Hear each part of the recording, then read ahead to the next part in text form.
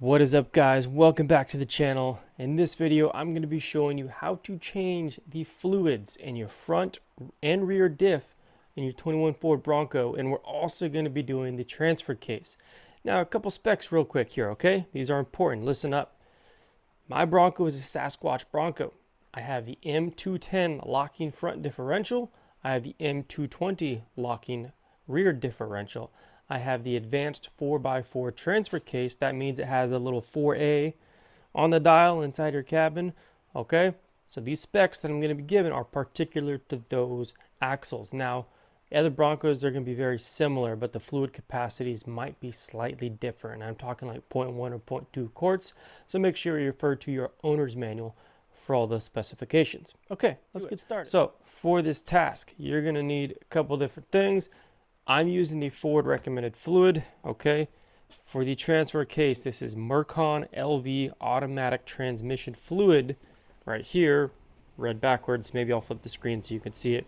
And this sucker, you're gonna need 2 quarts of this, okay? This is for the transfer case. For the front and rear diff, both, Ford prescribes their Motocraft SAE 75W-85. 75W-85. You're going to need 3 quarts of these total, okay? Another thing that helps is one of these little suckers, okay? This will be for squeezing that fluid back into your holes. This is pretty nifty. It just screws onto the cap right there and lets you squeeze it into that transfer case. They're $4 on Amazon. I'll link it down below. Okay. The other thing that's going to be nice is this Permatex thread sealant, okay? You're going to be dabbing this on some of those bolts and stuff when you put them back in to seal the thread so that liquid doesn't come back out through the cap. Just pretty nifty to have. I bought 2 of them. They're just a couple bucks. Cheap insurance. Now, the tools you're going to need for this job might vary depending on what skid plates you have, so I'm not going to talk about what tools you need for your skid plates. Everyone's got those aftermarket stuff nowadays too. But some tools I found helpful.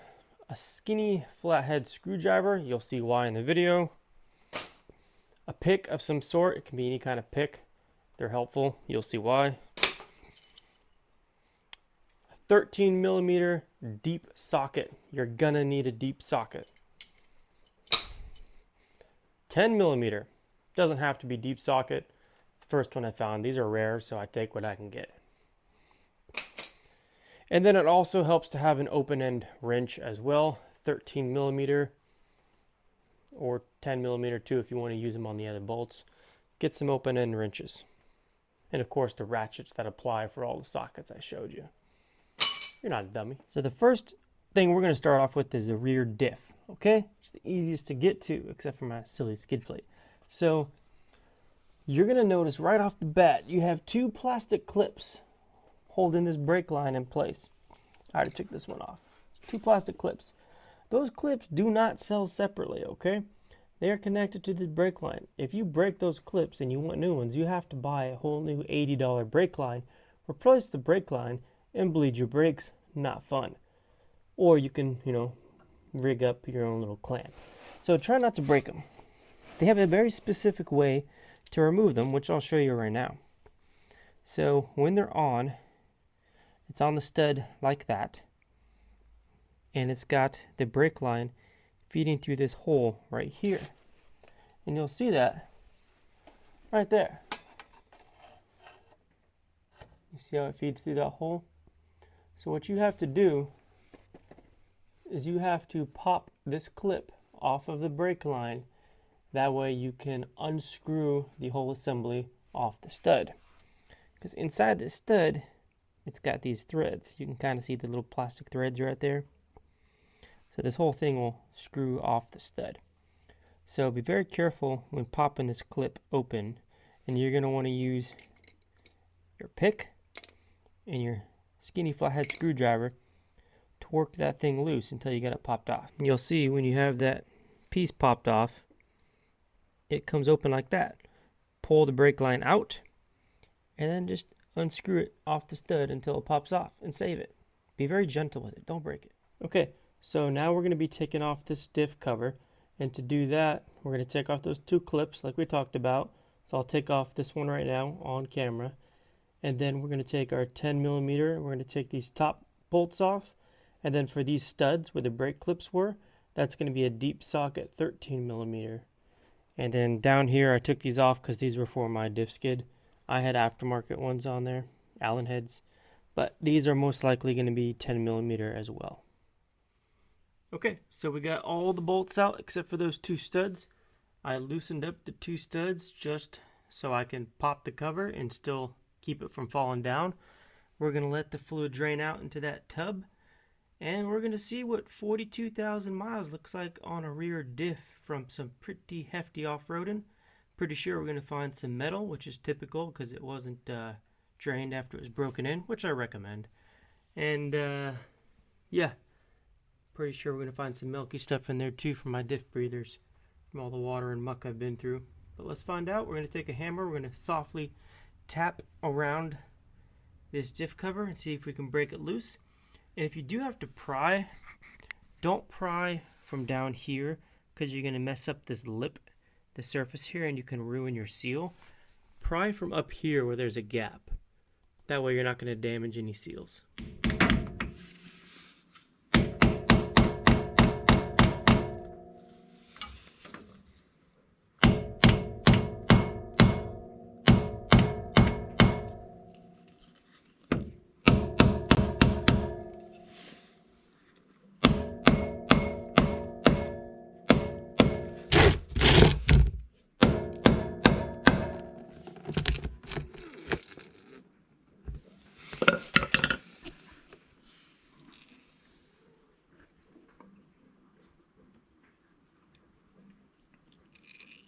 And this, my friends, is why we don't trust Ford's 100,000 mile service interval.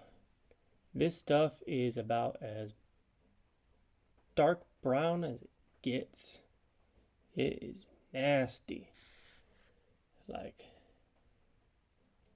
really nasty.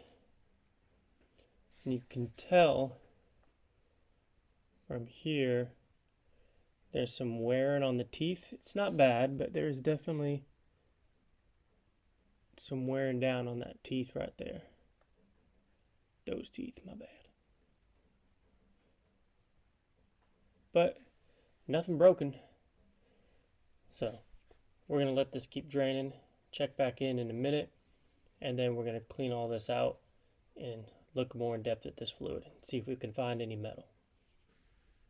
So right here we have the magnetic diff right there, plug, and you can see all the metal right there on that plug. That's normal, that's okay, because it had its break-in period. That's okay. And these diffs are going to make metal over time, they wear out. My recommendation is do this service that I'm doing now first 2,500 miles after buying the Bronco, and then, or any vehicle for that matter. And then once you do that, then you can change your intervals to every 20 to 40,000 miles depending on usage. I use mine pretty heavily. I should have done this thousands of miles ago. It's just lazy, no excuse. So here we are. So real quick, let's show you this paper towel I just used to wipe the diff cover. All this silver stuff, that's metal paste that was all up against the magnetic fill plug. All that stuff is gooey, gumpy paste all clumped together. And then it might be hard to pick up on camera too, but in these oily patches there's all kinds of shiny stuff, all kinds of metal. So glad we addressed that, got all that out, keep our diff going nice and strong for years to come. All right, well, we got it all cleaned out, looking pretty good. Now we're going to put the cover back on, pull the fill cap out, and add fluid. Stay tuned. Okay, so we got all the bolts back up, nice and snug on the diff cover. Got it back up in place. Now we're going to take our ratchet and we're going to do a nifty cool little thing with this 3/8 extension. That's going to go into this fill plug right here. And we're going to loosen that fill plug and pull that sucker out. Now we're going to clean up this fill plug even more right now real quick with some brake cleaner and a rag. Make sure you use a lint-free rag. I'm using these Scott's towels. Those are lint-free. You get them at any Napa Auto Parts. And yeah, let's clean this sucker up and then fill her back up and call it good for the rear. Then we got to do transfer case and then the front. Okay, we're going to take approximately 1.9, or I guess you could do 2 quarts of the 75W-85 Diff fluids, and we're going to put it in that there fill hole right there, and we're just going to tilt it up, squirt it in, check the level, take the next one, tilt it up, squirt it in, check the level, and then you don't want to come out of the fill plug, but you kind of want to come right up below it. Just right up below it. You can't really overfill it. That's why it's where it is. It's easy. Come on. Now I'm going to take my thread sealant, put a couple dabs on this fill plug, put it back in the diff using that 3/8 extension, and then put my clips back on for the brake lines, and then I'm done at the rear. Alright, it's 2 a.m. I'm done for tonight. Rear diff's all done. Tomorrow we're going to tackle front diff and transfer case. Should go a little bit quicker. See you tomorrow. Okay guys, well, the rear differential is by far the most time consuming part of this whole thing. Now we're going to move on to the front diff, and then we're going to do the transfer case. I already removed all the skid plates, or again, your skid plates may differ. Now for the front, let me show you what you're going to need to tackle that. Let's go. Now for this install, you're going to need the rest of your fluid. You're going to need a ratchet with a 3/8 extension, nothing on it, just the extension. And you're going to need this little tube filler thing, which I'll show you. This is from Amazon, link below. This is honestly pretty handy, guys. What you'll do, you'll unscrew the cap of these bottles. You'll take this hose and you just screw it on this cap, or in place of the cap, right? And now you can squeeze up into the differential through here. Pretty freaking neat, huh?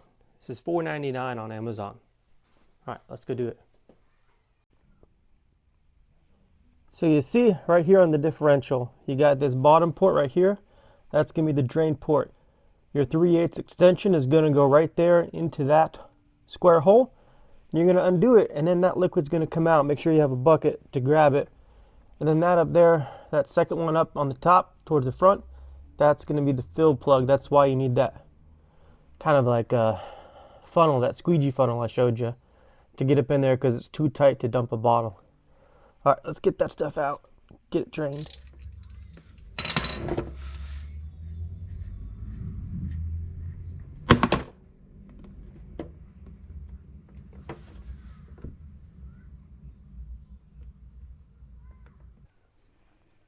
Okay, here's the plug.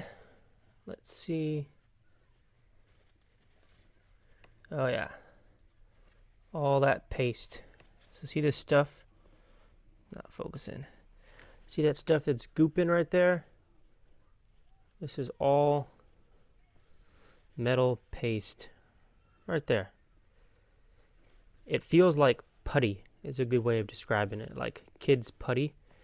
It's just very goopy and thick and malleable, which is very interesting. But that's to be expected, right? But that's also why we do this drain. You're supposed to do it earlier, so all that stuff from when it had its break-in period isn't riding around inside that differential. It's also why you have magnetic drain plugs to catch it, hopefully. Okay, so we got that plug back in. We put some of that thread sealant back on it too. Now we got to get our tube set up and start putting 1.2 quarts into this sucker, basically until it gets to the bottom of that hole. And if you don't know, just measure 1.2 quarts and put it in. Yeah.